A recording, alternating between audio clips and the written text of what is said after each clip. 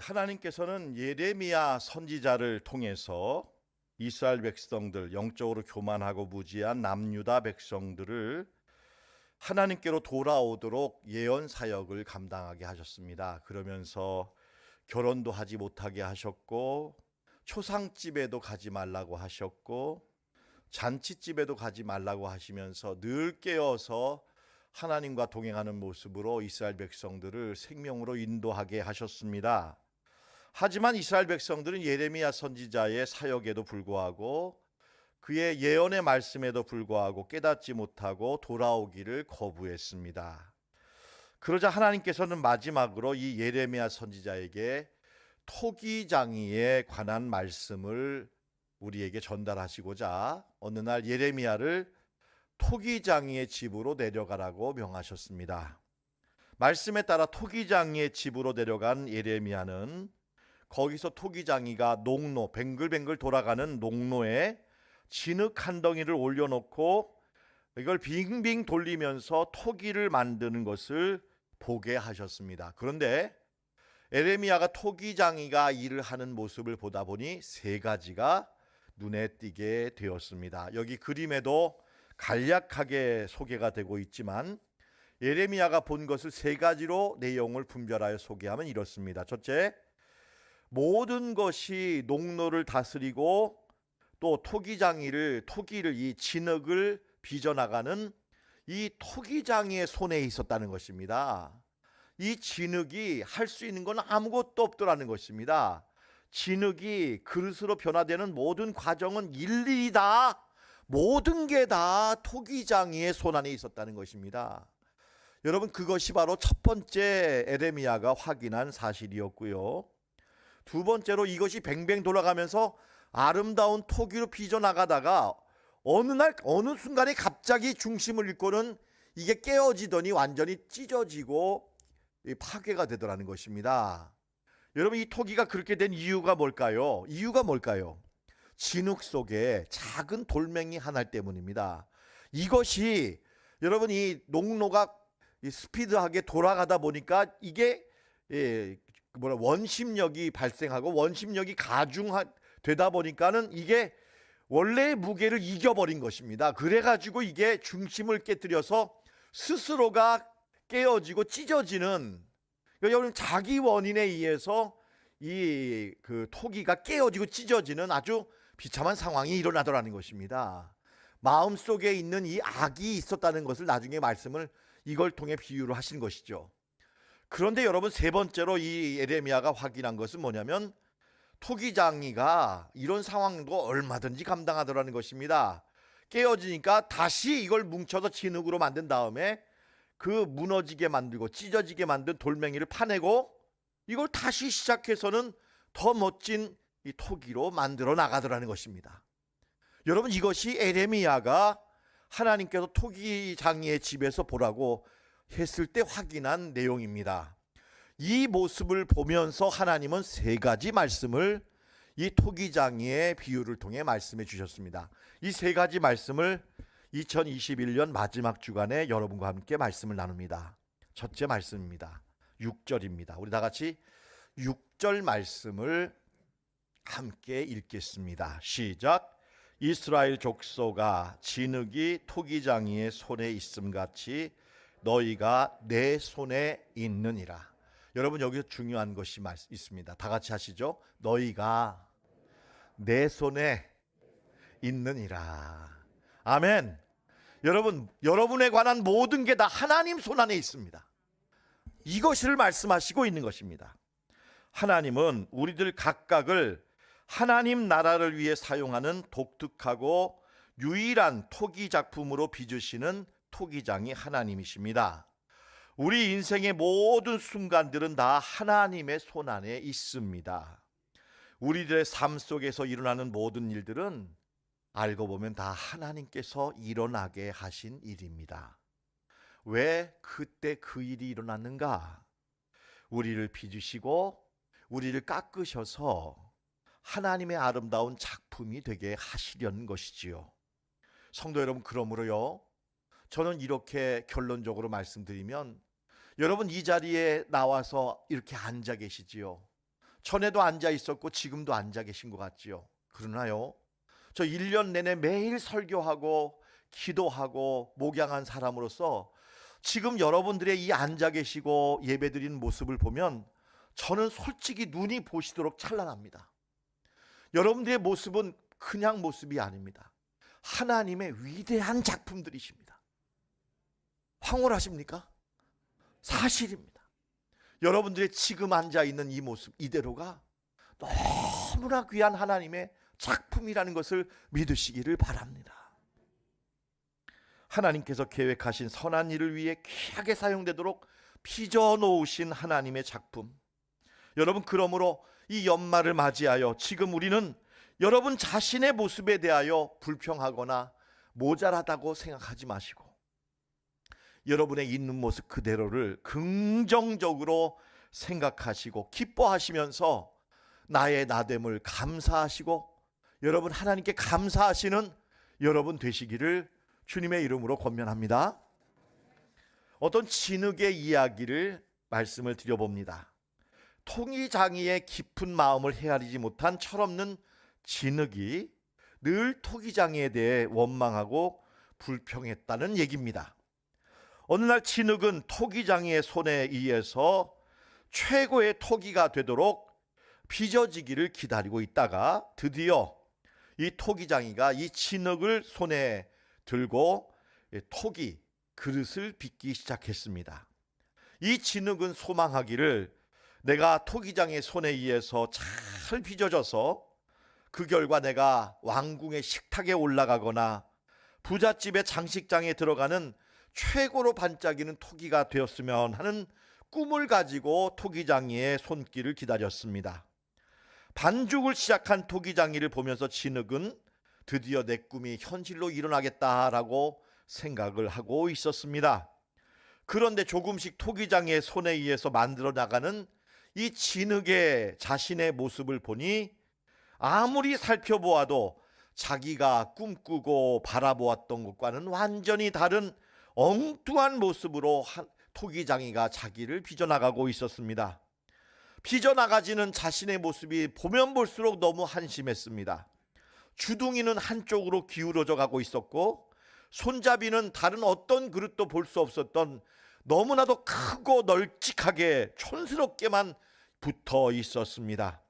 이렇게 만들어 나가는 그릇의 모습을 본 진흙은 다른 진흙들이 깔깔대면서 손가락질하고 비웃을 때 너무나도 토기장이가 믿고 원망스러웠다고 합니다.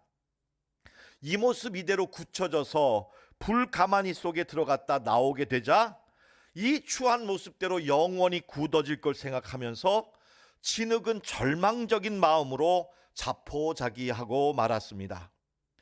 이렇게 굳어지고 빚어진 진흙 토기를 가지고 토기장이가 어느 날 어느 가난한 농부의 집으로 이 진흙으로 만든 토기를 들고 찾아가고 있었습니다.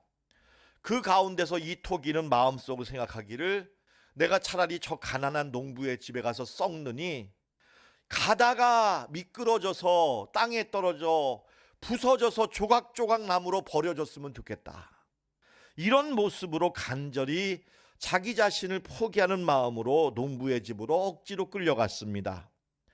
그런데 이 토기는 자기를 받으러 밖으로 나온 농부의 모습을 보고 깜짝 놀라게 되었습니다. 이 토기를 받은 농부의 손은 농사를 하다가 두 손이 잘려나간 두 손이 없는 불쌍한 농부였습니다. 토기장이는 이 진흙으로 두 손이 없는 농부가 손이 없어도 얼마든지 이 토기를 이 팔로 끼우고 사용할 수 있는 세상에서 단 하나뿐이 없는 독특한 그릇을 만들고자 했던 것이었습니다. 이 진흙으로 만든 토기를 농부에게 전달하면서 토기장은 농부에게 이렇게 말했습니다. 이것이 진흙의 마음을 완전히 바꾸게 했습니다. 제가 그릇을 만들면서 이렇게 기뻤던 적은 없습니다. 이 그릇이야말로 제가 지금까지 만든 것 중에 최고의 걸작품입니다. 하고 말한 것입니다. 진흙은 그제서야 자기가 토기장이가 만든 최고의 걸작품이라는 것을 알게 되었습니다. 이것이 토기장이가 처음부터 자신을 향해 품고 있었던 선하디 선한 마음이었던 것입니다. 진흙은 뒤늦게서야 이 사실을 알고 너무 감격했습니다. 진흙 자신이 토기장이를 바라보면서 그동안 어리석게 품었던 불평과 원망이 너무나도 어리석었다는 것을 깨닫게 된 것입니다. 성도 여러분, 이 진흙의 이야기는 저와 여러분들의 이야기입니다. 성도 여러분, 우리는 우리 자신이 인간이기 때문에 미처 알지 못하고 여전히 보지 못하는 또 다른 하나님의 넓고 큰 세계가 있습니다. 그 차원은 토기장이신 하나님이 여러분들과 저를 향해 품고 계시고 계획하고 계시는 숭고하고 영원하고 아름다운 세계입니다. 공평하신 하나님은 우리 모두를 향한 하나님의 깊은 계획하심이 있습니다. 차별이 없으십니다. 무엇보다도 지극히 선하고 아름다우십니다. 그것은 바로 저와 여러분들을 각자 유일무이한 하나님의 걸작품으로 되게 하시려는 뜻입니다. 여러분, 이 사실을 받아들이시기 바랍니다. 여러분, 우리는 어떻게 이 한 해의 마지막 주간을 바라보면서 생각할 것일까요? 여러분, 우리 자신에 대하여 우리는 어떤 생각을 품는 것이 하나님 보시기에 옳을까요? 성 어거스틴은 이렇게 생각하라고 말하고 있습니다.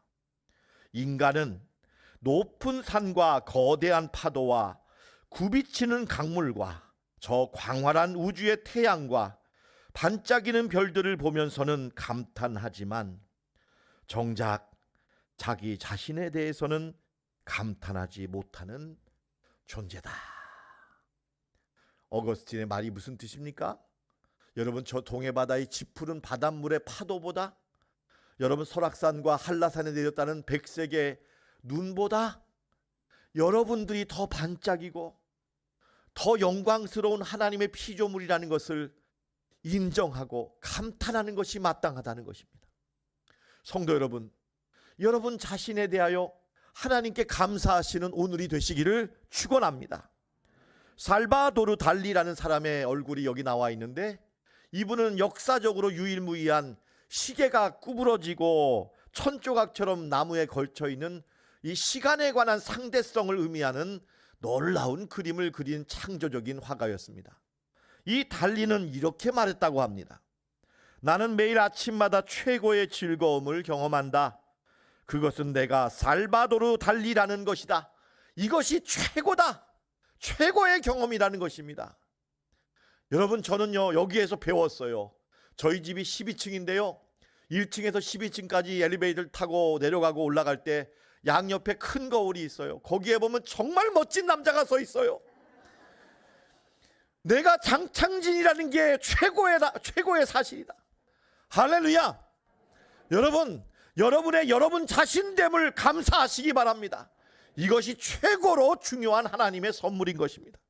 사도 바울은 나의 나됨은 하나님의 은혜로 된 것이라고 감사하였습니다.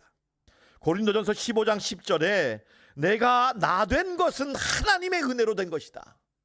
오늘 시온 찬양대의 찬양 마땅합니다. 하나님의 은혜로 지금까지 지내오게 된 줄로 믿습니다. 우리 다같이 고린도전서 15장 10절 말씀을 하나님의 은혜를 감사하면서 읽기를 원합니다. 시작. 그러나 내가 나된 것은 하나님의 은혜로 된 것이니 내게 주신 그의 은혜가 헛되지 아니하여 내가 모든 사도보다 더 많이 수고하였으나 내가 한 것이 아니요 오직 나와 함께 하신 하나님의 은혜로라. 하나님의 은혜입니다. 여러분, 한 해 동안 수고하셨습니다. 얼마나 고생이 많으셨어요. 잘 감당하시고 버티셨습니다. 수고 많으셨습니다. 정말 수고하셨습니다. 하나님의 위로하심과 격려하심이 이 시간 저를 통해 여러분에게 전달되시기를 간절히 기도합니다. 여러분 스스로를 위로하세요. 자책하지 마세요. 이것뿐이냐고 하지 마세요. 여러분 스스로를 위로하시고 참 잘했다. 여러분, 거울에 여러분이 비칠 때마다 깜짝깜짝 놀라면서 너는 참 최고다. 여러분, 이렇게 칭찬해 주시기를 바랍니다. 둘째로 에레미야에게 들려주신 하나님의 말씀은 8절입니다. 우리 다 같이 8절 말씀을 읽겠습니다. 시작. 내 목소리를 듣고 악에서 돌이키라. 그리하면 재앙을 내리려는 뜻을 돌이키리라. 아까도 말씀드렸듯이 농로에서 뱅글뱅글 돌아가면서 잘 만들어지던 진흙이 그 안에 있는 작은 돌멩이, 작은 고집, 작은 중심 덩어리 하나가 깨어지지 않는 바람에 그만 이것이 돌면서 가중치가 생겨서 원심력으로 인해 스스로를 폭파하고 스스로를 터뜨려서 깨뜨려 버리고 말았다는 것입니다. 이 사실은 우리에게 무엇을 말하고 있는가? 성도 여러분, 하나님의 손안에 100% 순종하시기 바랍니다. 기왕이면 여러분 99.9%도 안 됩니다. 여러분, 하나님 앞에 100% 맡겨드리고 하나님의 뜻에 100% 순종하는 여러분들과 제가 되어야 될 줄로 믿습니다. 토기장이의 손에 조금도 벗어나서는 안 됩니다. 아마 진흙은 그렇게 생각했겠죠. 내 생각대로 하는 게 나에게 유익하다고. 내 계획을 포기하지 않고 끝까지 내 계획과 생각을 관철하는 것이 나를 위한 것이라고. 여러분, 그러나 하나님의 뜻은 내 유익과 무관하지 않습니다. 아닙니다. 하나님의 뜻은 100% 나를 위한 것입니다. 하나님께 순종하기 위해 나를 포기하는 것은 손해가 되지 않습니다. 진정으로 나를 위한 것입니다. 토기가 중심을 잃고 깨어진 것은 바로 내 안에 있는 나의 탐욕과 욕심 때문입니다. 진흙 자신의 문제 때문이지 토기장의 무능함이나 농로라는 환경 탓이 아닌 것입니다. 나를 무너뜨리는 요인은 나에게 있다는 것입니다. 우리는 우리 자신의 모든 것을 100% 하나님께 맡겨드릴 줄 알아야 합니다. 농로 위에 있는 진흙은 스스로 할 수 있는 게 아무것도 없습니다. 그럼에도 불구하고 여전히 내 중심, 내 고집을 가지고 산다는 것은 모순인 것입니다. 그렇게 되는 순간 그릇은 자기를 지키는 게 아니라 그 중심이 나를 깨뜨리는 원심력이 되어 나를 찢고 깨뜨리고 무너뜨리게 된다는 것을 주님은 보라는 것입니다. 헨리 나우에는 뜨거운 마음으로라는 책에서 아주 귀한 말씀을 주셨습니다. 부서진 흙에서만 생명이 자랍니다. 우리 다 같이 할까요? 부서진 흙에서만 생명이 자랍니다. 어떤 사람이 헨리 나우에 앞에서 딱딱하게 돌처럼 굳은 흙덩이에 물을 쏟아붓더라는 것입니다. 여러분, 그랬더니 그 물이 웬만하면 스며들지요.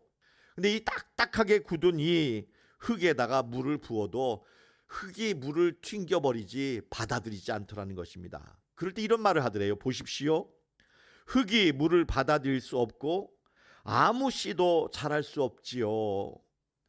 그런 다음에 다시 이 사람이 그 딱딱한 흙을 잘게 잘게 부쉈다는 것입니다. 이렇게 부순 다음에 다시 물을 부으니까 그제서야 이 부서진 흙 속에 물이 파고 들어가더라는 것입니다. 그리고 거기에 씨를 던지니 씨를 받고 그 씨가 자라서 열매를 맺게 된다는 것입니다. 여러분, 이 장면을 본 헨리 나우에는 이렇게 우리에게 메시지를 전합니다. 하나님의 은총을 받기 위해서 먼저 내 속에 부서진 마음이 필요하다는 것입니다. 부서져야 합니다. 여러분, 그래야 하나님의 은혜를 100% 받을 수 있습니다. 그러므로 성도 여러분, 깨어지고 부서지는 것도 하나님의 은혜입니다. 아멘. 깨어지고 부서지는 것도 하나님의 은혜다. 마음의 딱딱한 고집과 자아가 깨어져야 은혜의 생수가 흐르지요. 은혜의 생수가 흘러야 굳은 땅과 같은 마음의 밭이 씨를 받아 열매를 맺는 좋은 땅이 되는 것입니다.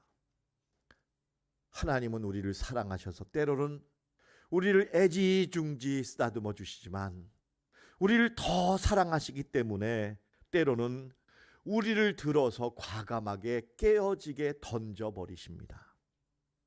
이 중심을 깨뜨리기 위해서 하나님은 우리를 던져버리신다라는 것입니다. 시편 102편 10절입니다. 주께서 나를 들어서 던지셨나이다. 나를 들어서 던져버리셨나이다.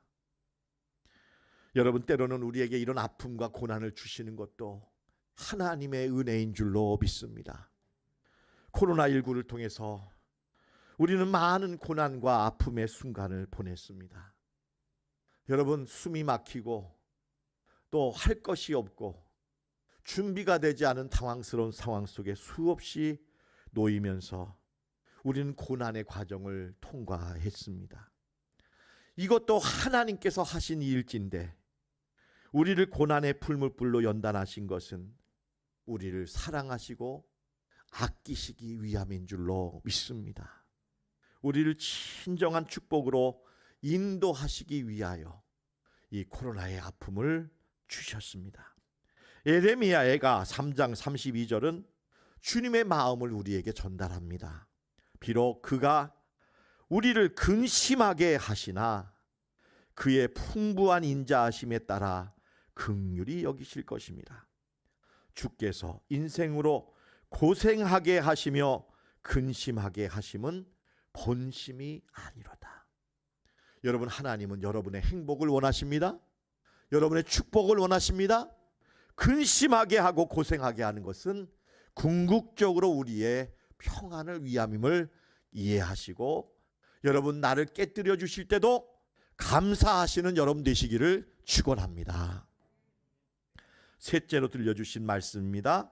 11절입니다. 우리 다 같이 함께 읽겠습니다. 시작. 내가 재앙을 내려서 너희를 치려하노니 너희는 각각 악한 길에서 돌이키며 길과 행위를 아름답게 하라. 두 번째 말씀은 우리 내면에 있는 이 중심을 깨뜨리라, 악에서 돌이키라는 말씀이라면, 세 번째 말씀은 눈에 보이는 우리의 삶의 방식과 우리의 행동을 아름답게 변화시키라는 것입니다. 여러분, 이것이 바로 우리가 해야 될 세 번째 일이라고 주님은 우리에게 토기장이의 말씀을 통해 보여주십니다. 어제 성탄절에 저에게 어느 성도님께서 정말 영광스러운 전화 한 통을 주셨습니다.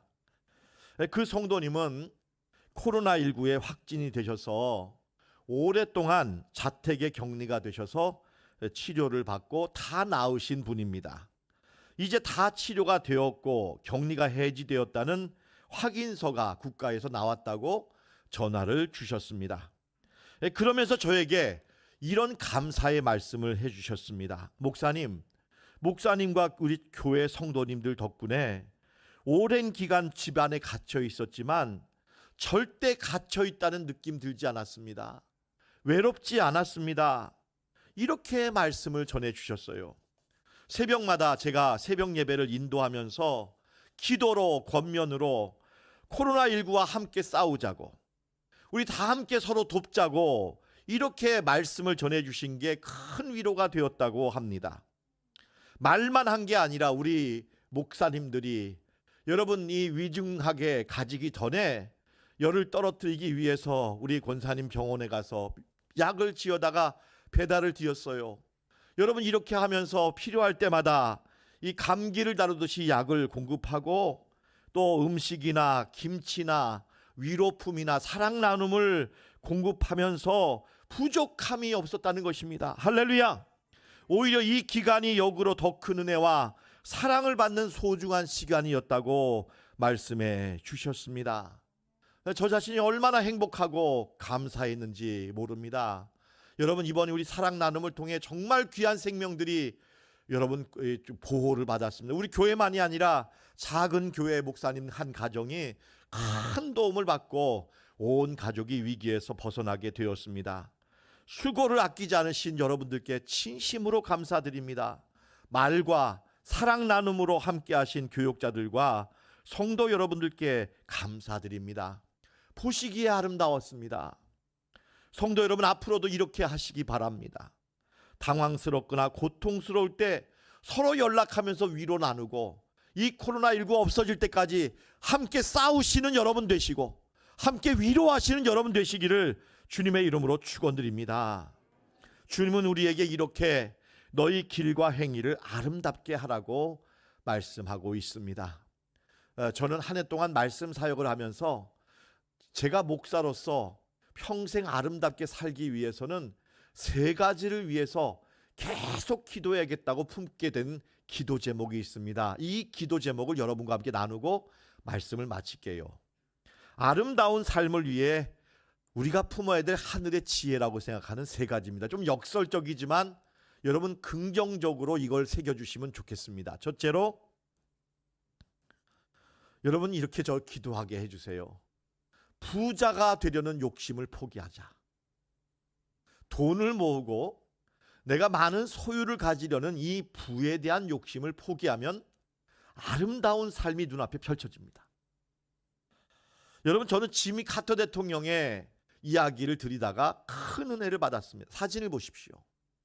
지미 카터 대통령과 로절린 여사는 평생 우리는 부자가 되지 말자고 약속했다고 합니다. 이분들이 사는 집은 2억밖에 되지 않는다고 합니다. 여러분, 그리고 그 집도 기증을 했다고 합니다. 이분들은 세상적인 돈을 쌓으려는 생각을 포기했습니다. 그럴 때 이분들의 인생은 많은 나눔과 사랑을 표현하는 기회가 찾아왔습니다.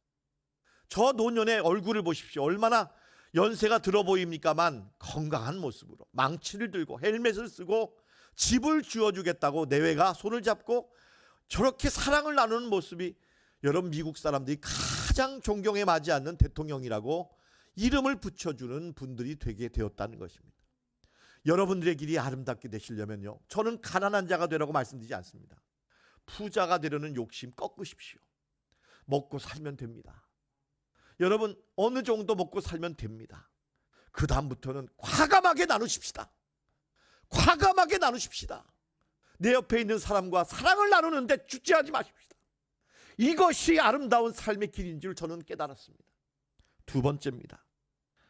남다르게 뛰어나려는 유혹 버리자. 비범함의 욕심을 내려놓자는 것입니다.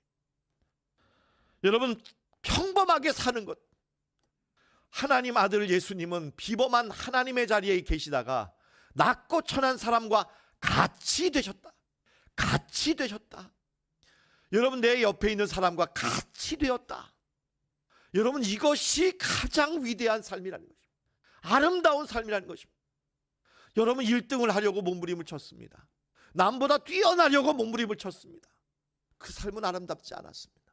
외로웠습니다. 피차 상처를 주는 삶이었습니다. 여러분, 다윗은 남다르게 남이 마시지 못하는 특별한 물을 마시고 싶었습니다. 블레셋 사람이 정복한 저 베들레헴 고향집에 우물물을 마시고 싶어 했습니다. 그러자 눈치를 챈 3명의 용사가 목숨을 걸고 가서 그 우물물을 마시려고 떠왔습니다. 얼마나 대단합니까? 여러분, 그 물을 마셨다가는 다윗의 인생은 실패합니다.